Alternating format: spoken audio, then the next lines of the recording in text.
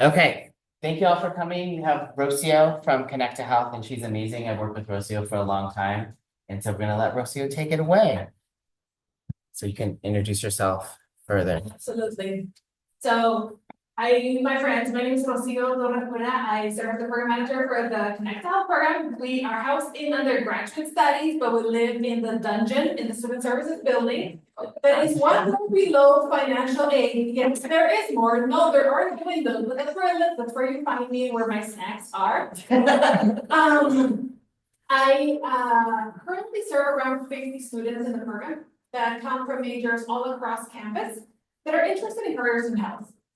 This could be somebody that is pre-med, pre-nursing, pre-BA, or standard pre-health careers. It could be somebody getting a graduate degree in public health, social work, people that just like to talk to other humans. You know, there's a wide variety of folks that are involved in the program. We even have 5 students in biomedical engineering. So if you're in engineering, this is a program that really works for you, because one thing that we are not great at the U is helping you guys transition when you graduate. So a lot of the stuff that you learn in class, how do you actually say it to another human? How do you use it, right? Or are you gonna come with the words you learn in class and then talk to somebody and they're like, this is a robot or a person, I don't care, right? It's weird. So that's where I come in and I help you try to learn how to talk to humans. So the Connect2Health program, really what it does is connect individuals in our community with local community services and resources so that they can address their social determinants of health. The program's been around for about 12 years now. It was actually created by students in the Honors College through the Praxis Lab course. So it was a student project that then got funded because, you know, students are amazing and they have great ideas. So then the university gives them money so that we can keep doing this, right? And so that's pretty sweet. But because people are super generous in Utah, we also have a problem of organizing our resources. Because you're like, yeah, there's something around. Do you know what it is? Do you know if it's still funded? Like, no, probably. So students were also really magical in creating an internal database that we use. So you can pull the resources from there. And what we give our patients is what we call a resource prescription. So after you meet with them, and then we find out what those needs are, and we prepare a resource prescription. Now, I don't know how far along you guys are in your undergraduate career. Raise your hand if you know what social determinants of health are. For high schools and now back in the picture health book. For the rest of your life, right? And is that something that you really think about as you're in high school? No, it's just not something that you're considering at that time, right? What is something else that you guys heard? You're like, interesting, okay. Yeah. I think I would like, even in like, I grew up in southern Utah, but like, I still have pretty good access to like healthcare, but like the average time kind of moved me away to get to the people who live in more rural areas. Yeah, and it's just so much harder because it's also harder to recruit physicians and medical professionals to go into those areas as well, right? Say you graduate, you're a baby MD, and how much debt do you have? $500,000? Okay. You're gonna pitch a small remote location and they can tell you, hey, I can pay you up to 150. That's what we did do, right? Are you gonna choose to go there? And it's a hard tell, right? It's really hard. So there's a lot of aspects that they're not necessarily spelled out, but everything is connected, right? So as you start thinking about these things, you're like, say, you're a low income student that is first generation, you're able to go to college. And you're like, I'm going to med school, I'm gonna do the thing. You make it through med school, and then you're trying to change things for your family. What salary are you gonna accept, right? And so it just makes things really hard, and these are things that we can't change, they just are. One of the most interesting social determinants of health just locally is east versus west side, right? You have like the freeway in the middle. So kids that grew up on the west side have a higher incidence of asthma versus kids on the east side. And that's just because factories, that's where they are located. And so if that's what you're breathing, of course your lungs are gonna be affected as you're developing. It just is what it is, right? And so something that I do want to mention is we don't always stress the social and community context part of this. If you start college on your own, you're transferring from SUU, you don't know anybody here. And now you need to figure out how you're gonna make it through college. What courses do I need to take? Where is this building? Where is the restroom? Where is the food? Okay, where's the like banana on campus? Honestly, I still don't know. I think it's just that honors college little shop. But if you're not part of the community, you're less likely to finish your undergraduate degree. You need a peer, you need somebody you can turn to and be like, ooh, okay, what is this thing? You were just asking about how to print your transcripts, right? You had somewhere to go, like, that's the magic of programs like Pulse, is that you have people around you that care about you and wanna help you succeed, right? And so that is impacting your health. Even if you're not thinking about it, that is impacting your health positively, because you don't have to live with that stress of, hey, I'm an international student from Korea, I literally don't know anybody, and I don't wanna, like, I don't know anything, so I'm just not gonna say anything. And then the stress is eating you, and you're like, why am I so stressed? Why am I losing my hair at 20 years old? Well, now you know. So we're gonna go to the next slide now that we have a little bit of framework about what the program does. We have two different types of opportunities for students that join Connect2Health. We have the clinical opportunities and the administrative. Clinical just means every student does a 3-hour shift every week, whether it's clinical or administrative. And I'll show you who our community partners are, where you would be spending 3 hours conducting assessments on patients' social determinants of health. The administrative positions were at one point leadership positions only. But here's the thing, I came across a statistic that really messed me up, and only 1.6% of medical professionals identify as having a disability. You really gonna tell me 1.6% of people don't have anxiety, ADHD? Really? So there's a barrier there. Even we're not encouraging folks that have a disability to enter into these professions, or they're not disclosing for some reason. 1.6 is just not regular. But say you're somebody with extreme anxiety, I'm gonna send you to the main lobby of the 4th Street Clinic, you're not gonna have any time.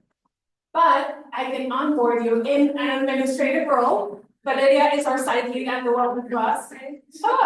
Okay, here, group of transfer students.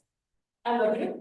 And they're learning about Connect2Health. Why should they do this other than spending time with me? You know, join. But why?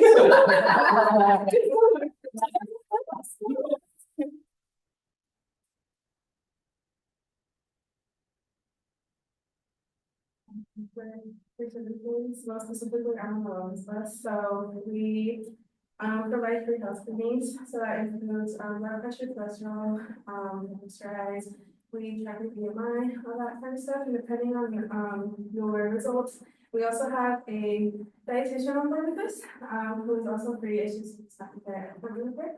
But we also just in general, all of our volunteers connect all of our patients with resources that can include housing, healthcare, food, transportation, all that kind of stuff. We can definitely help find those things for you guys. And also just trying to find any sorts of access to anything. It's a really great program and we enjoy every single moment. Everyone is so close to each other there. All our nurses, our dietitian, even our driver. We're all so close and love it along as well. But yeah, it's a great experience. I really enjoy it, and so now I got to be able to do now. So Yeah, but I completed it here as a regular health advocate and now stepped into a leadership position with the wellness bus. She's pretty nursing and a badass. So just saying. But it really gives you opportunities to explore your own leadership, right? Sometimes like you'll get told like, oh, you're really good at this, but like nobody has given you the title to carry it. Okay, we'll give you the title if you show that you're doing the thing, right? And then you care and then you want to grow. A lot of our students, when we catch them early on, they stay with us for the 4 years of their undergraduate career, which is pretty sweet. So you have a permanent group of friends, basically. We have an end of year social where you come and meet everybody else in the program. So like I said, there's about 50 students currently. And you don't just stick with like your team with the wellness bus. But for example, Valeria and then 2 students that are one of our other clinics, super rad. And I'll tell you about it in a second. But they're doing a CMA course for free this summer together. So it's a really cool opportunity to like just join other people that also like bloods and guts, you know, like not everybody's interested in healthcare. So this is a conversation that you can have with folks that are interested in similar things. and supporting people in the community. What did I miss?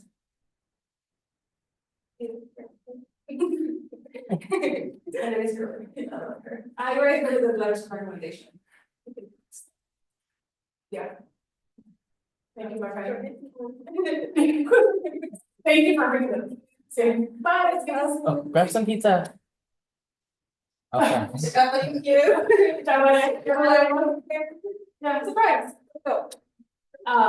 So Valeria is on a clinical pro. As site lead of the wellness bus, you have a co-site lead because sometimes you're in class and can't respond, you know, and you just want to make sure somebody's always available. And I try to go up against like individualistic culture, so it's very community based, not just in us serving the community, but once we forget we are also part of the community themselves, so we need to engage in that too. The administrative opportunity is really important because folks with disabilities may not be able to climb up to the wellness bus if you're in a wheelchair. Or if you have extreme anxiety, you're not going into the lobby of the forestry clinic. But we want to provide the same level of opportunity for folks that still want to be involved. Just doing it from like a different perspective, right? These are the 3 clinics that we currently work with. Raise your hand if one of these look familiar to you. Don't say the wellness bus, the Olivia just told you like everything about it, so that's cheating basically. Fourth Street Clinic is yours. I used to, when I did FedEx, that was on my route. Amazing. See, Drive by 4th Street Clinic. Forestry Clinic, yes. The Forestry Clinic is located on 4th West and 4th South. It serves unhoused individuals. That's probably what you may know about it. They also serve uninsured folks. So a lot of recent immigrant families go there to get their immunizations because to get kids enrolled in school, they need to get immunized. So they'll usually go there. The Forestry Clinic was our first partner, so we've been working with them for about 12 years. We're basically besties, and whatever they need, we try to support them with. They also give us the opportunity for our students to shadow physicians there if they're going into healthcare. So that's a really cool part of our agreement with them. Super Rad sounds like a comic book site. It is not. They work with women that are pregnant that are experiencing substance use. So it is a very specialized clinic. And it requires a very high level of expertise and willingness to learn. The wellness bus is also within healthcare, just like Super Rad, and they are at different locations across the county throughout the week. So those are our 3 sites. So some of the requirements that we have for the program is you need to be a matriculated student, which you are, unless you're like trying to like cosplay a transfer student, which I mean, so how are you? But that's weird. Be a matriculated student while you're doing the program, right? You commit to volunteering 3 hours a week. You must pass a background check, and we do that through Connect2Health volunteer services. Then you need to be able to submit and keep up to date on immunizations, or fill out the form that says, I don't want to do it because of A, B, and C reason. We do that through volunteer services too. Just be a kind human, like just be a good person, please. We'll go to the next one. These are part of the onboarding requirements. This is the section that mostly terrifies people because our onboarding can take up to 3 weeks. But the reason why is because we are. We need to see who you are to see if you're safe to go into patient sites, right? Folks are vulnerable. We want to make sure that everybody is safe. So you'll complete HIPAA required training on patient privacy laws. You'll complete the onboarding through the program and through volunteer services. You'll attend monthly reflection sessions, which are professional development opportunities. We do those in the evenings on Wednesdays usually. And we'll bring experts from the community to come talk to you guys about each of these domains of social determinants of health. Because of all the chatter going on now in terms of public health, we're actually using our March reflection session to be about the current status of public health and what you can expect if you're graduating this semester. Our February one was on domestic violence. We did a training with the Center for Campus Wellness to learn about the local statistics and what to do if somebody discloses that. If you are going into healthcare, it just will happen to you. And you may be experiencing it yourself. Somebody around you may be experiencing it. So it's a really helpful skill to have that you're not going to learn in class. then. I mean, what do you get out of this, right? Basically, you have a permanent group of buddies that are interested in the same things that you are. You're already trained on HIPAA, so if you're going into a career in healthcare, you know what you're getting yourself into and get a better understanding of what things look like. You are in a healthcare setting, so you can see how staff and what patients need in an actual setting and not like a simulation. And you get to realize if that's where you, right? In a safe place where you're gonna ask the questions that you wanna know more about. We'll go to the next one. Yeah, we have opportunities to do like community events, to work on the database. If you're like, you know what, I hate talking to people, but I really like data analytics. Cool, then we'll work with the database, you know? I think we forget sometimes that healthcare is for all. And there is a role for every single person, right? Like, if you don't want to talk to people, cool, go to pathology. That is still healthcare, right? Go into health information systems. You're still in healthcare, you're still serving people, don't have to talk to any humans. Want to talk to all the humans? Cool, you can help educate. So there's a role for everybody in healthcare, and I think we might have like a misconception of like one profile of person that will succeed in the career in health. We'll go to the next one. Okay, I told you like you will suffer through onboarding, yes, but I just want to make sure you're safe and you go through the background check. Also, the way that I explain this to my students is do a lot of padding for you guys on campus. We try to process everything for you and help as much as we can. Once patients hit the clinic, they have to do so much paperwork and scheduling and try to like take the day off. So I'm okay with you guys suffering for about 3 weeks with the onboarding because it kind of emulates the experience that patients have in even getting an appointment to the clinic. So I am all for bureaucracy if it is helpful. Okay, yeah, we can skip this one because like literally no shift looks the same. I always get that question and this is just a skeleton of maybe what that would look like. I already talked a lot again. So now I'm gonna have you guys play with me. Okay. Some of the things that we do for each of the clinics is create a basic list of main resources for each of the clinics, right? So we mentioned the First Street Clinic works with uninsured folks and unhoused folks. Superride works with pregnant women with substance use disorder, and the Wellness Bus works with diabetes prevention. So we created a list for them based on the folks that get their services there. So now we're all going to work together to create a top 5 of resources all transfer students should know about based on your own experience. Because I'm not a transfer student. So okay, opening it up to you guys. If you are a baby transfer student just coming here from out of state, from a university elsewhere, from a state, what is the first thing people should know about? If you're a transfer student. What are some those top 5 resources we should let folks know about? Academic advisors. Academic advisors, okay. Who they are, who their academic advisor is, okay? Will you help me type that, Paul? Okay. Number 1. Can I type? Oh, I don't think I can type in I might be able to do that myself. Like the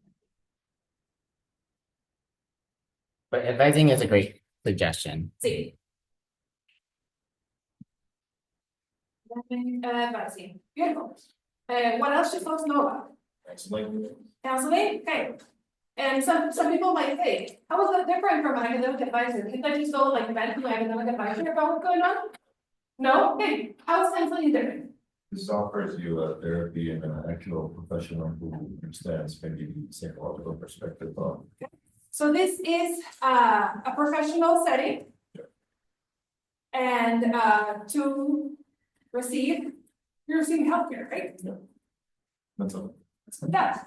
I'll make it pretty later. It's just okay. What else should folks know about? They're transferring. See. Transfer.utah.edu. Okay, what is that? And this is the website with everything. Like It's our website. Okay. So if I am a transfer student and you're just like, yeah, just go on transfer.utah.edu. What is the barriers that folks might experience if we just give them a website? True. Might be a little more. Right. It's like, okay.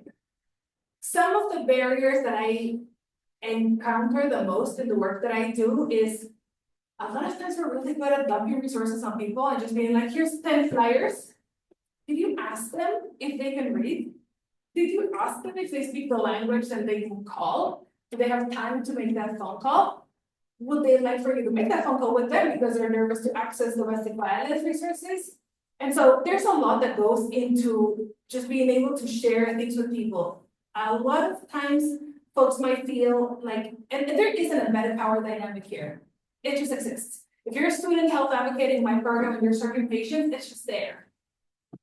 But if you believe that it's there because of who you are, then we need to do some work together. Because this is how I see it. We have a collective. Sometimes we put in, sometimes we take out. In this case, patients are in need of a resource, so they're taking out, and you're putting in. There will be a time when you're the one that is in need of resources, right? And you don't want to feel shame, and you don't want to feel like you are at a different scale than somebody else. It is just your time to access those collective resources, right? And so it's really important to think like, okay, I'm providing folks with resources. What is something that I would have wanted to know when somebody dumped 10 flyers on my desk, right? It's like, okay, there's a QR code, pull out on tomorrow. What do I do then, right? So it's thinking about what are the social determinants of health impacting folks? Because just having access to a phone number may not be enough necessarily. So you could say, a first start is transfer.utah.edu. What am I gonna find there?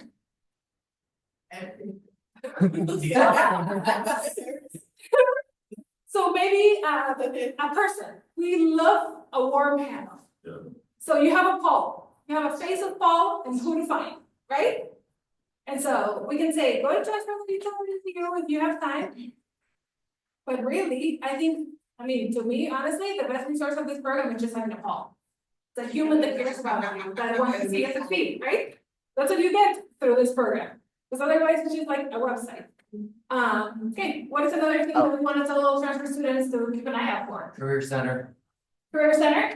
Okay, why the Career Center and not your academic advisor? Everybody thinks academic advisors do everything, so this is very helpful. So tell me why the Career Center. Because the Career Center can help you create a path going forward. Like when you first transfer, when you first start school, college and everything, you know what you want to do most of the time, but you don't know how to get there, what classes you need to take, what are required. So for me, when I started, I want to be a PCB board designer. Does that mean I need to take computer engineering? Does that mean I need to take electrical?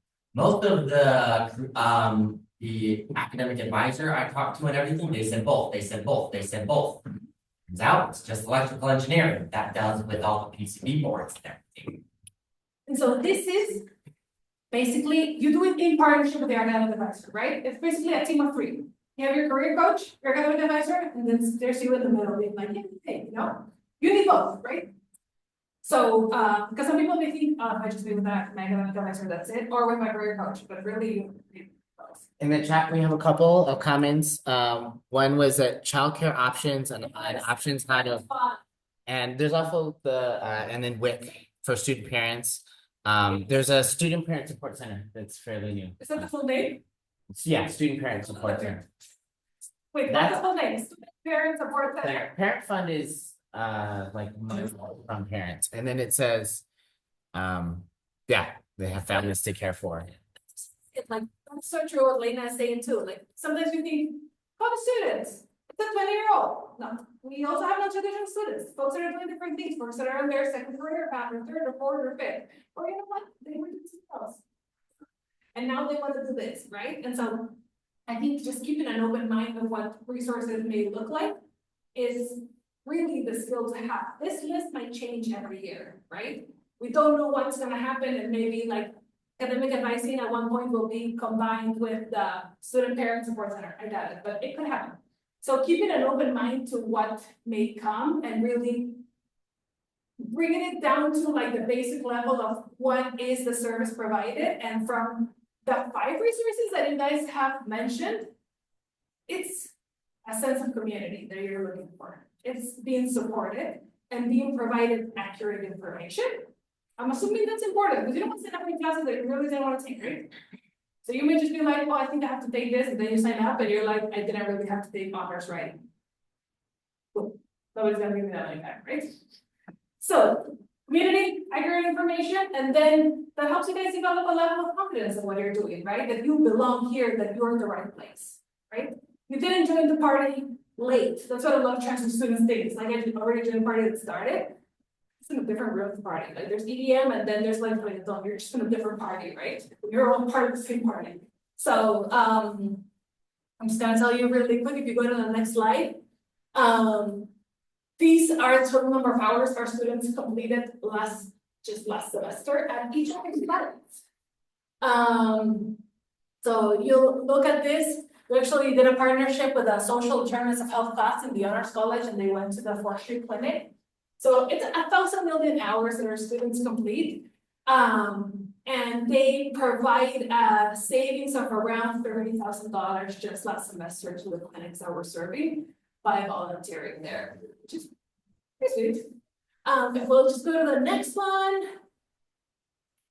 This is just a quick impact, the total number of hours we served, the total number of students that served last semester. This 54 number is including the 22 students that were part of the social determinants of health class. So we have 32 regular health advocates and the 22 folks from the class. Currently, we have 50 regular students. So 7 from that class actually joined, and then we had other new ones join as well. So we have a retention rate of 99.5, and the only student we lost because she's studying abroad. So it's pretty sweet. And this is just like a quick quote from Alison Dupler, who was the supervisor of homeless strategies for Salt Lake City Municipal. She was served as a panelist at one of our reflection sessions, and she says, I had the pleasure of speaking as a panelist on homelessness. I left the panel encouraged by the insightful questions and the deep desire the students have to help the most vulnerable in the community. I know the students are going to do amazing things and work to make the changes needed in healthcare. So meeting our panelists is really cool because you never know what's going to be the hiring committee. You never know who can write a really good letter of recommendation for you. And it's also cool to know who the movers and shakers in our community are, right? And follow what's going on and be involved in what's happening around you. We'll go to the next one. Oh yeah. Tell me everything. I talk a lot, so hopefully I heard everything you wanted to know about. I'm sure there will be questions, my friends. So, I guess our objective here is just to build a understanding of what transfer students need. Or This is our activity just together as a group, but this is the task that the health advocates in my program do on a daily basis. So just finding the resources for the clinics. So a very similar exercise than what we did today is, for example, at the super rec clinic, that works with pregnant women with substance use disorder. That top 5 is going to be diapers. That top 5 is going to be dental, because Suboxone is used to treat substance use, and it can cause dental problems. Car seats. So you know you cannot take your baby home if you don't have a car seat. So that is something else that folks are like, oh, of course you just take a baby, right? But what if you don't have a car? What happens then, right? So there's all these things that we need to think about. So a couple other things that folks have mentioned actually in the chat that are part of the top 5 at that clinic are WIC. Who knows what WIC is? food stamps, right? So again, Like food stamp services. yeah, Lena, do you want to share a little bit about what WIC is for the class? Sorry, I had to find my unmute button. But yeah, WIC stands for Women, Infants, and Children, and it provides, it's kind of like food stamps, but you don't get to pick just whatever, but they provide kind of credits or coupons, so to speak, on a card to get certain foods. Like you have to get milk, or, well, they offer milk and, you know, whole grains and fruits and vegetables and protein in the form of yogurt and or like beans and peanut butter. And in order to qualify, you have to either be pregnant or have a child under the age of 5, but then it helps to provide some of those nutritious foods for those children and those families. And it can be really helpful if you're like a student parent, because I mean, those kids still got to eat. And they also provide nutritional and like parenting education as well in order to continue getting those benefits. Like they meet with you every 3 months and also check on the child's growth and development to make sure that you're still getting the support you need to help raise those healthy children. That's a lot of work. Thank you. Yeah. So the reason Paul and I worked on putting together this quick workshop is because we want to make sure that folks are informed about what programs we have on campus. Paul and I have worked together for what, 10 years now? I don't even Yeah. know. Like we were babies. I know we look fabulous, but this was 10 years ago. We started working together. And Paul's already working with transfer students. Like, so literally, if you have a question about transferring to the U, I would not refer folks to anybody else but Paul. So you're really lucky to be able to work with him in this capacity. But a lot of folks didn't know my program existed. And now they're like, oh my God, why did I not know about this? And I'm like, I don't know, I'm moving out. Like, you can find me if I'm around, you know? And so we just want to make sure folks have access to what we have. Because if you are going into pre-med, you're gonna have to do 1,000 million trillion hours of volunteer service. You're gonna need 1 million trillion hours of shadowing physicians. How do you even shadow a physician? How do you ask them? I can get you through the process. I love the bureaucracy. So I can help with that. I can help you make connections about what may be expected of you. And by working with the panelists that we have and at one of our sites in our clinics, you'll have a better understanding of, okay, what does being a PA look like? How does that differ from being a nurse practitioner? Being a PA is not a baby doctor. It's a different career, you know? And what do nurses do? Valeria actually, so she's going into nursing. And her co-site lead is Sam, who was pre-med. And it's hilarious because they would forever have to negotiate with the other. Nurses are constantly negotiating with doctors about patient care. And doctors need to learn how to treat nurses.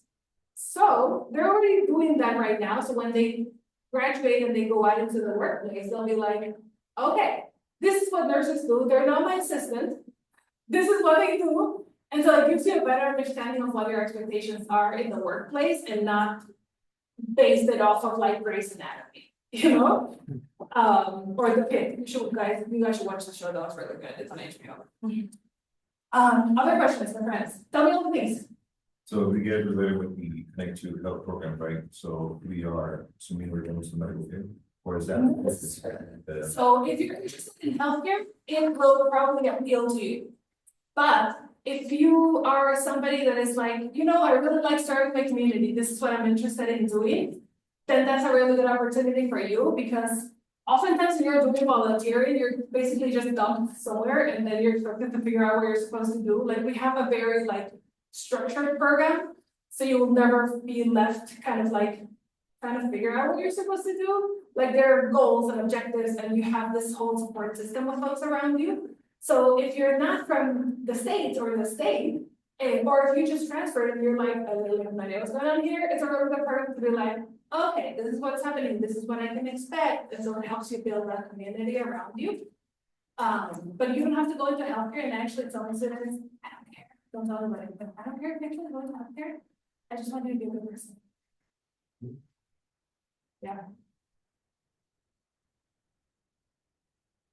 You have a question, Ice. So, No, very good. Use it. Is most of the volunteering done off campus? See, so, but if you don't have a vehicle, one of our sites is just up the hill at the main hospital, so you can take the shuttle. Do not take the blue one, it'll take you an hour to get up there. You take the one that is by the Virgin Engineering, like, we've done that, I literally was late for a meeting, we don't do that. No, we don't suffer intentionally. We're opening applications again for fall, so it's gonna be in July. Our website is just connect2health.edu, where you'll find my face, and you'll know where to find me. My email address is there, so if you guys wanna start looking at your application packet, I'm happy to tell you what the questions are, because I'm not trying to trick you, you know? But it's basically why do you wanna do this? How would this help you? Because that's what we wanna do, we wanna see succeed. And also, I will tell you, if you'll send me your class schedule, and I will tell you if it's gross, and to build time for self-care. So that's something that I can promise you all, is like, I'll always be honest with you, because I'm not tied to an academic program, it doesn't affect me or the program, what classes you're taking, that doesn't matter, but I wanna make sure that you are not just dumping things into your schedule just because it's another ribbon that you can carry, but that it's actually meaningful to you. So I'll always be honest with you all. That's something you can count on. Question, please. I'm so sorry, I keep going. So my sister, she wants to be a sonographer, but she doesn't know where to start, so like, she's not in school yet, so she doesn't know she should start at studying, I think it's called radiology. Yes, And then coming to the U to finish her sonographer degree or something, I was trying to help her. is she in high school? No, she's not, she's taking like a gap year. Okay. Like 2. That's perfect. My recommendation, that program is super hard to get into, especially if you don't have a healthcare background. But here's what you can do, there's a resource called Proxima Careers, like Proxima, like the Spanish word. And they actually pay for you to get your MA or your CNA. That's my recommendation. Go on the website, have a look. There's a form that you fill out and you say, I'm interested, and then somebody will follow up with you. Their schedules are terrible, so you'll probably get the link and they will have no availability, so you just email them back and you're like, I'm trying to sign up. That's the trick, because like, that's the curse when I get a student. You didn't need her. Sorry, we had a student of my account earlier. Have her look at that. If she can get it paid for, then that's awesome. Then she'll be able to start preparing her application to be a stenographer, because here's the thing, there's the dream and then there's the reality. So, does she want to do it because it's good hours, it's a good career path? But what if she actually gets there and she's like, okay, not what I want to do. So getting like dipping your toes in healthcare usually helps, right?